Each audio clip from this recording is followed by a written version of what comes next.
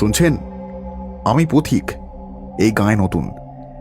এখানে কোনো পান্থশালা বা আশ্রয় পাওয়া যাবে? ওর নাম ঠাকুর মশাই। দেখে তো আপনাকে বামুনের ছেলে বলেই মনে হচ্ছে। তা এইভাবে পান্থশালা বা মন্দিরের চাতালে আশ্রয় নেবেন কেন? আসলে আরে না না ঠাকুর মশাই, আমাদের গ্রামের মহাজন ষষ্ঠীপদ গাঙ্গুলির বাড়িতে সাধু সাধকদের জন্য বিশেষ অতিথি কক্ষ রয়েছে।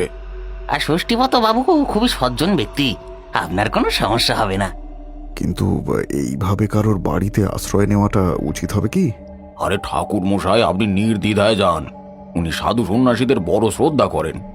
গ্রামবাসীদের পরামর্শ শুনে তারানাথ আর কিছু না ভেবে ষষ্ঠীপদ গাঙ্গুলির দাওয়ায় গিয়ে হাজির হল।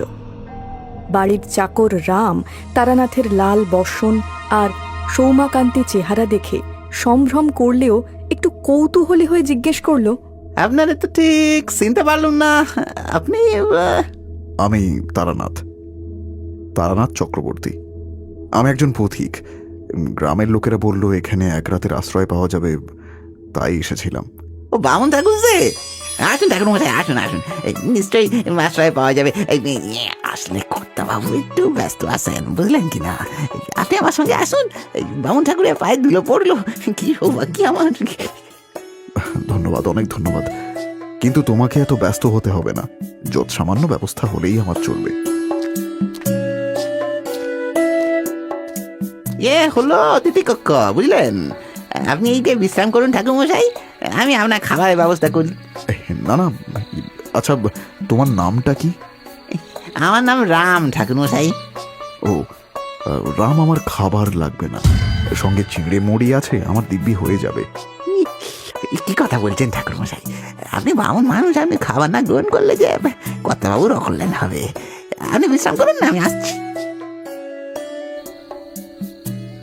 কর্তা বাবু, আপনি এসে পড়েছেন? হ্যাঁ, এই রাম, ওই ঘরটা খোলা কেন রে? কেউ এসেছে নাকি? আগে হ্যাঁ কর্তা, একজন সাধু এসেছেন। আসলে রাতের জন্য উনি আশ্রয় খুঁজছিলেন একটু। কে? ও আশ্রয় খুঁজলো আর তুই আশ্রয় দিয়ে দিলি? ওরে বুড়বাক, বলি তোর কি কোনো কাণ্ড জ্ঞান নেই? অত বড় কাণ্ড ঘটে গেল আর তারপরেও তুই বিদায় কর, এক্ষুনি বিদায় কর। কর্তা বাবু, দয়া করে একটু আস্তে কথা বলুন। ঠাকুর মশাই ঘরে রয়েছেন, শুনতে পেলে সর্বনাশ হবে। সর্বনাশ যা হবার হয়ে গেছে রাম। আর আর তাই ওই সাধুতান্ত্রিকদেরকে আমি সহ্য করতে পারি না। তুই এক্ষুনি ওকে বিদায় কর। কর্তা, আমি আপনার কাছে হাত জোর করছি, এমন অনুরোধ করবেন না। উনি আর ৫টা সাধুর মতো নয়, সত্যি বলছি। দেখ রাম, আমি এমনিতেই খুব অশান্তিতে আছি। এই পরোপকার করতে গিয়ে অনেক বড় মাসুল চুকিয়েছি আমি আর পাচ্ছি না। কিন্তু অতিথিকে আশ্রয় দিয়ে এইভাবে তাড়িয়ে দিলে তো গৃহস্থের অকল্যাণ হবে। অকল্যাণ হতে আর বাকি বাকি আছে রাম। যাই হোক, যখন আশ্রয় দিয়েছিস তখন ঠিক আছে, আজকে রাতটা থাক। তবে কাল ভোরের আলো ফোটার আগে ওকে বিদায় করবি বলে দিলাম। ষষ্ঠীপদ রাগে গজগজ করতে করতে চলে গেলে রাম ভালো করে চারপাশটা দেখে নিল।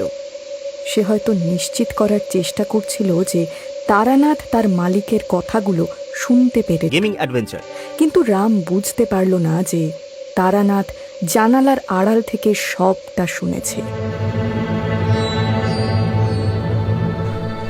একটু পরে রাম একটা রেকাবি ভর্তি করে খাবার নিয়ে এসে বলল, ঠাকুর মশাই প্রণাম, নিন, এইটুকু খেয়ে নিন। না রাম, তুমি ওই খাবার নিয়ে যাও, আমি কিচ্ছু খাবো না। কেন ঠাকুর মশাই, আপনি কি কর্তাবাবুর কথা শুনতে পেয়েছেন? ও কিছু মনে করবেন না, কথা একটু চিন্তায় আছেন তো, তাই জন্য এরকম বলছেন।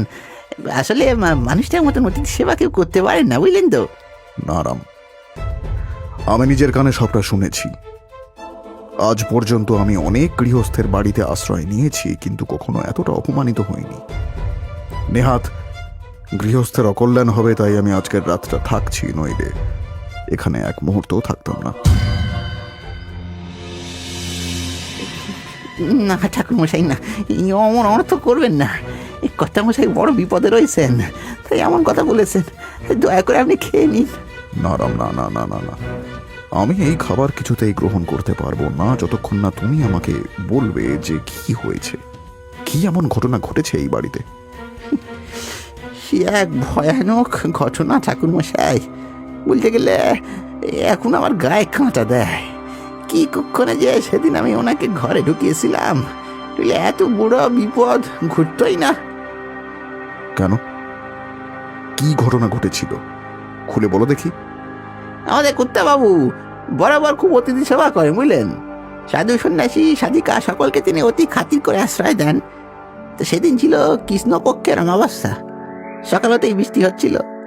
হঠাৎ বিকেলবেলা এক সাধু এসে হাজির হলেন। এই টকটকে লাল বসন, মাথায় জটা, চোখে তীক্ষ্ণ দৃষ্টি। সে আশ্রয় চাইলে আমি তাকে সসম্মানে অতিথি কক্ষে বিশ্রাম করতে বলি, কিন্তু সাধুর চোখের চাউনি আমার কেমন যেন সুবিধের ঠেকছিল না। বাবা, আপনি এখানে বিশ্রাম করুন, আমি খাবারের ব্যবস্থা করি। হ্যাঁ, আমার জন্য উৎকৃষ্ট খাবারের জোগাড় করিস। হ্যাঁ, আর হ্যাঁ, তামাকটা দিয়ে যেতে ভুলিস না। যা। কি মানে তামাক? এই বাড়িতে তো কেউ নেশা টেশা করে না, বুঝলেন তো। মানে সেটা তো আমার জানার বিষয় নয়। আমাকে যখন এখানে থাকতে আগ্রহ করেছিস, তখন আমার জন্য সব রকম জিনিসের আয়োজন তোদের করতে হবে। যা যা, যেখান থেকে হোক নিয়ে আয়। রাম, এই নে, এই গামছার কাপড়গুলো ঘরে রেখে দে তো। এই তুমি কেন আসতে গেলে বৌমনি? আমি নিয়ে আসতাম।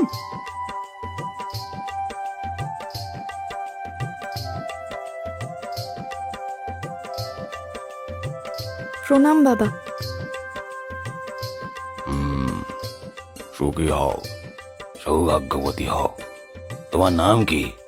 আমার নাম তারা। বাহ, তারা, যেমন নাম তেমন রূপ। বেশ বেশ বেশ। তারা হেসে চলে যেতেই রাম সাধুর দিকে তাকাতেই চমকে উঠল। দেখল সাধু তারার দিকে এক দৃষ্টিতে তাকিয়ে রয়েছে, আর সেই দৃষ্টিতে রয়েছে লালসা আর লোভ। তারা চলে যেতেই সাধু সেইভাবেই তাকিয়ে বলল, এটাকে গিন্নি বুঝি? আগে না করতে বাবুর বৌমা উনি, আমাদের বৌমনি।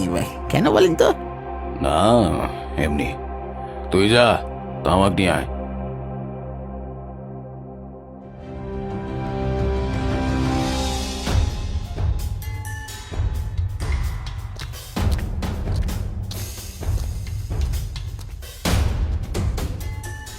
কি হয়েছে রে রাম?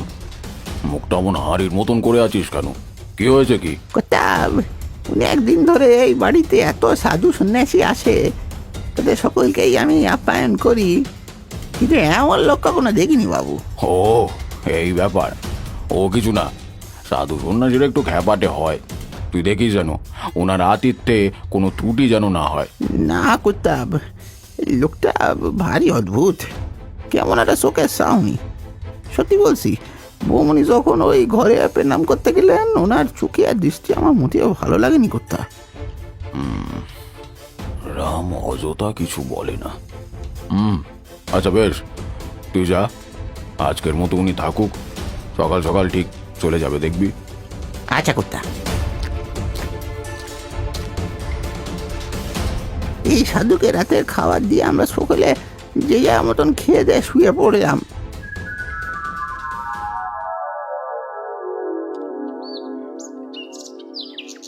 সকাল সকাল ঘুম থেকে উঠে দেখি সেই সাধু তখনও যায়নি। আগে সাধু সন্ন্যাসীরা যতবার বাড়িতে আশ্রয় নিয়েছে দেখেছি ভোরের আলো ফোটার আগেই চলে যায়, কিন্তু এবার সেটা না হওয়ায় আরো বিরক্ত হলাম। কুত্তাবাবুকে জানাতে তিনি বললেন, আরে হয়তো ওনার এখনো আরো দিন দুয়েক সেবা নেওয়ার ইচ্ছা হয়েছে, হতেই তো পারে। না না না কুত্তা, আমার ভালো লাগছে না, আপনি একবার গিয়ে দেখবেন, চলুন।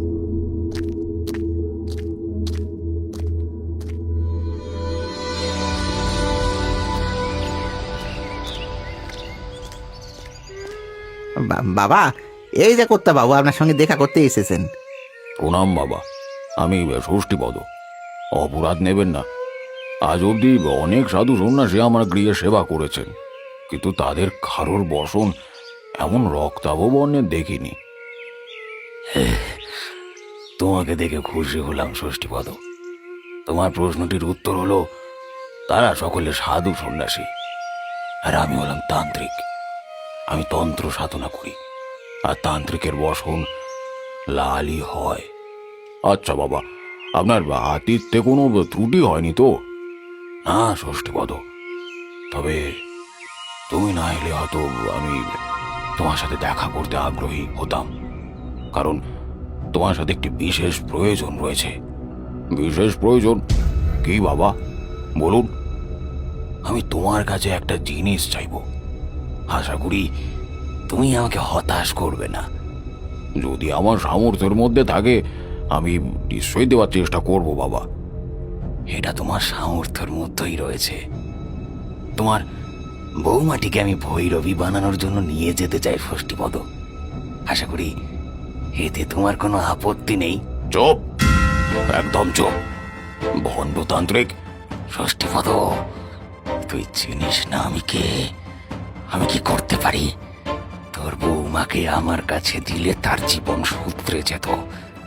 ও সংসার করার জন্য জন্মায়নি রে ষষ্ঠীপদ। চুপ কর তান্ত্রিক, ওই মেয়ে আমার পুত্রবধূ নয়, ও আমার মেয়ে। ছেলে মরার পর থেকে ওই আমাদের আগলে রেখেছে সকলকে, তাই বেঁচে থাকতে আমি ওর কোনো অনিষ্ট হতে দেব না। রাখতে পারবি না, তুই ওই মেয়েকে রাখতে পারবি না ষষ্ঠী। আমি তোকে ভালোভাবে বলেছিলাম, তুই ভালো মনে ওকে দান করলে শুধু ওই মেয়ে নয়, তোর পুরো গোষ্ঠী উদ্ধার হতো। কিন্তু না, তুই করলি না। তান্ত্রিক, তুই বেরিয়ে যা, এক্ষুনি চোখের সামনে থেকে বেরিয়ে যা। নইলে যদি লাঠিয়াল দিয়ে মেরে তোকে বাড়ি থেকে বের করি, সেটা তোর জন্য সম্মানের হবে না, আর আমার জন্য না। রাম, ওকে দূর করে দে। ষষ্ঠী, এই অপমানের প্রতিশোধ আমি নেব ষষ্ঠী। ওই মেয়েকে তুই রাখতে পারবি না, কখনো না। তোর সর্বনাশ হবে, সর্বনাশ। ওই ঘটনার পর থেকে এই বাড়িতে নানান ধরনের ঘটনা ঘটতে শুরু করে। কখনো গোয়ালের গরুর মৃত্যু, কখনো ফলন্ত গাছ ভেঙে পড়া। যদিও কর্তাবাবু এসবে একটুও ভয় পাননি, বরং তিনি বৌমণিকে আরও আগলে আগলে রাখতেন। তো সেদিন গৃহ শান্তির জন্য কর্তাবাবু গিন্নিমা বৌমণিকে নিয়ে দূর গ্রামে এক মা কালী মন্দিরে পুজো দেওয়ার জন্য যাচ্ছিলেন। আমরা সঙ্গেই ছিলাম। গরুর গাড়ি যখন মাঠঘাট নদী নালা পেরিয়ে এক খোলা প্রান্তরে পড়লো, বাবা রে, ঈশান কোণে কেমন মেঘ উঠেছে, মনে হয় ঝড় বৃষ্টি হবে। এই শীতের সময় ঝড় বৃষ্টি, একটু অবাক লাগছে না? তার উপরে এই ফাঁকা প্রান্তর, যদি ঝড় ওঠে আমরা কোথায় গিয়ে দাঁড়াবো বলুন তো? আরে তোমরা অত চিন্তা করো না। কিন্তু কর্তাবাবুর কথা সত্যি হলো না। কিছুক্ষণের মধ্যে ওই মেঘগুলো যেন দৈত্যের মতো এগিয়ে এসে আমাদেরকে ঘিরে ধরল। সঙ্গে শুরু হলো তুমুল ঝড়। গরুর গাড়ি উল্টে গেল। ধুলোর ঝড়ে চারদিক তখন ঝাপসা। ওগো, ওগো তুমি কোথায়? বৌমা, বৌমা, কাউকেই তো দেখতে পাচ্ছি না। কথা গিন্নিমা, প্রচন্ড ঝড় শুরু হয়েছে। এ মা কালী, এ কি পরীক্ষা তোমার মা? ও কি ঝড়! এই ঈশ্বর, প্রাণে বাঁচবো ভাবিনি, কিন্তু কিন্তু বাকিরা গেল কোথায়? গিন্নি, বৌমা, রাম। কর্তাবাবু, আমি এখানে এখানে। কর্তাবাবু, আপনি ঠিক আছেন তো? গিন্নিমা, বৌমণি? হ্যাঁ, আমি আমি ঠিক আছি রাম, কিন্তু ওরা কোথায়? আমি এখানে।